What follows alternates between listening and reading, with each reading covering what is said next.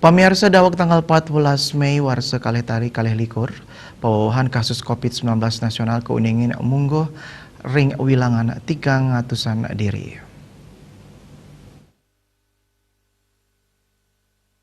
Selanturnya nih, pasien padem COVID-19 mewali nguninga yang tedun, sayang ring arena sedurungnya nih kantos dasa diri.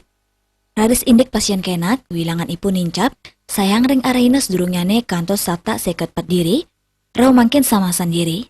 Anutin data Kementerian Kesehatan, wenten pewohan kasus COVID-19 300 nanggu kutus diri. Dadosnya nih kumulatif ipun langkungan 6 yutan diri, sani kenak samas 16 diri.